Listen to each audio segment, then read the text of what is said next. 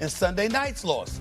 Carson Wentz, remember that name, is expected to start week 3 versus the Bengals, who will be starting backup Jake Browning in place of Joe Burrow.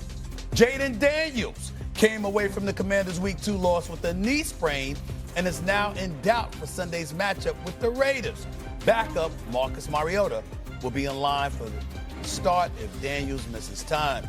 We've discussed the impact of Burrow's injury yesterday, so Canty, which injury is more concerning, J.J. McCarthy's or Jayden Daniels? It's J.J. McCarthy.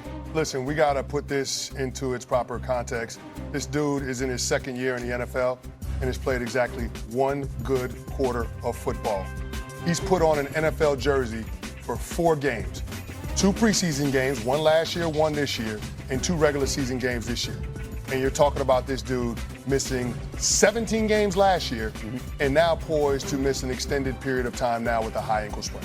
Yeah. I'm concerned J.J. McCarthy is going to get that label of being injury prone if he can't change his level of availability for his team. And then beyond that, J.J. McCarthy came into the league as a developmental prospect, and Swagoo knows this. The best way to get good at football is by playing football. Yeah. And if injuries get in the way of your ability to be available and be out there on the football field, then all of a sudden now we're talking about the Minnesota Vikings organization not being able to take advantage of the window that they've created with this core of players because J.J. McCarthy can't get good enough, fast enough. I don't think this is a conversation for us to have a big disagreement, but I went with Jayden Daniels, and it's simply because I want him to protect himself a little bit more as a quarterback, especially with what he means to this franchise. CC, we talked about it some last year. Sometimes get out of bounds, big dog. Slide a little bit earlier. These kind of knick-knack injuries are the ones that we are fearful of derailing what he can be in this league. And the way he played last year, thinking that he could one day be in that conversation as a top 5 quarterback in the NFL based on his production. That hit he took against Green Bay in that traffic.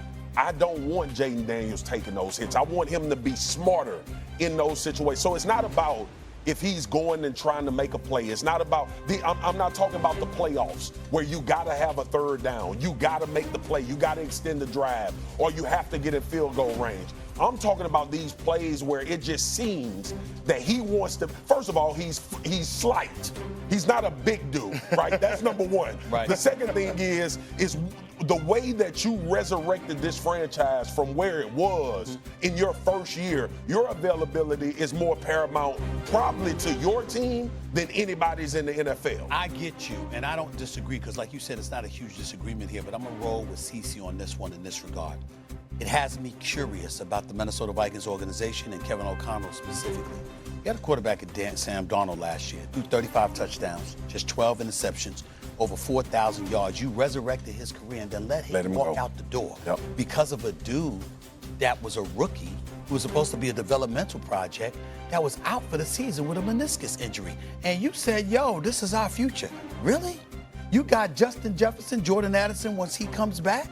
You understand what I'm saying? I'm just looking at T.J. Hockenson and these boys. You've got all of these weapons, and you relying on this dude who's essentially a rookie because he didn't play his rookie year. So this is the first time he's playing, and then I'm looking at him, and I've been underwhelmed before the injury. He had a good 4th quarter in the opening game against the Chicago Bears, who after watching them get butt rushed by Detroit, we gotta have a serious discussion about what is Chicago really? As a team, as a defensive unit, what are they really? Are they really something to write home about? So you look at all of those things, and J.J. McCarthy only looked good for 1 quarter against them, and then looked good at all against Atlanta, and then he's injury prone too? Yeah. To me, we just say, Jayden Daniels, just be safe. Just be safe, preserve yourself. With J.J. McCarthy, we're looking at something different. Is he what Kevin O'Connell tried to convince everybody he is? See, it's phenomenal how the brains work, right? Because I think it's more catastrophic because we know what Jayden Daniels is. I don't like trying to guess. Well, J.J. McCarthy might not be good even if he helped. Well, that would be catastrophic for the Minnesota Vikings. But I get it, Stephen. Because of the weapons they have around them. But the caveat in Minnesota was you were going to have to pay Sam Darnold a lot of money. So now you pushing J.J. McCarthy getting on the field back even further based off 1 year of how he performed. With Jayden Daniels, let Jayden Daniels get hurt for the season. Okay. Watch the reaction. You don't want Jayden Make Daniels it quick. to be RG3. Okay. That too. You don't want That's that. yes. You don't want that. That was We've scary said to me. enough. That builds the bit. Okay. Stafford. And her Ton of quarterback news today, and almost none of it is any good. Yeah, Jayden Daniels of the Commanders hurt his knee in their loss to Green Bay last Thursday. Dan Quinn, their head coach, saying it's unclear if he's going to be available for this week's game. Obviously, he's going to want to play. They're going to want to be careful with him. I think this is a situation where you have to see what, if anything, he's able to do with practice, how he feels as the week goes on, and they will make this decision probably as late as Friday or Saturday. Marcus Mariota would start if Jayden Daniels cannot. And in Minnesota, J.J. McCarthy hurt his ankle in Sunday night's game against Atlanta. His head coach, Kevin O'Connell, says he's not going to be available this week. We're being told he's out between 2 and 4 weeks. This is interesting. You look at their schedule. Week 4, they're in Dublin, and then they're staying over there and playing Week 5 in London, and then they have a bye in Week 6. So if he's on the high end of this timetable, we might not see him again until Week 7. That's entirely possible. So, yeah, rough start to the season here, as you see with these quarterback injuries. Justin Fields, that's concussion protocol. We all know how that works. Maybe he can play this week, maybe not, has to clear all the steps.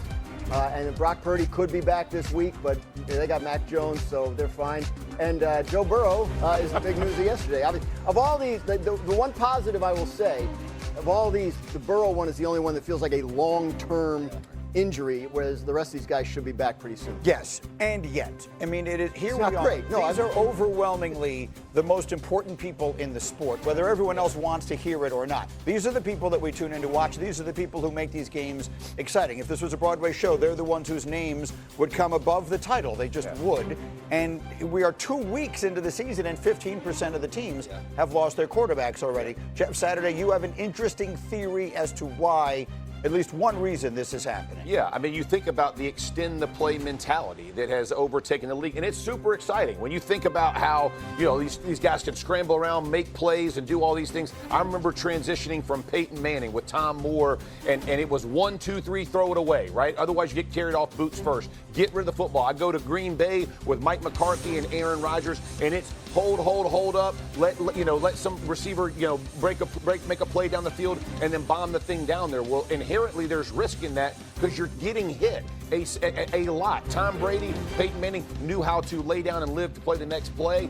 These young guys are not doing that. And when you get hit that much, and this isn't every case, but in a large majority, these plays, they tally up. It's not just one, it's the multiple these guys are getting hit. And the Jayden Daniels clip that we just saw is a reminder that staying healthy is also a skill. Yeah. Like some of these players find a way to, you're going to scramble. The modern game, there aren't very many quarterbacks in the game that are not athletes anymore. It's going to happen. Play right there. Yeah, he does that so often. As someone who watches the Commanders often being in D.C., and anyone who watches him at LSU, he has like a propensity to find those hits. And we see J.J. McCarthy trying to run people over. Like it's something that these and Patrick Mahomes trying to run people over. In week 2, Patrick, I thought we saved that for the playoffs. Right. That's the part of the game, and it's I think they're exposing themselves to injury. And it's not going anywhere. I mean, you look across the league to what Jeff was saying. We don't see the Peyton Mannings and the Tom Brady's. Joe Burrow was the closest thing to that, the way he maneuvered and walked around in the pocket, but he still was a guy that can get on the outside. So as I look at it, I feel like Jeff is like, as an offensive line, I hate it when those guys are running around. I was trying to keep my guy in line. It's not going anywhere. You have to find a way if you're one of these quarterbacks.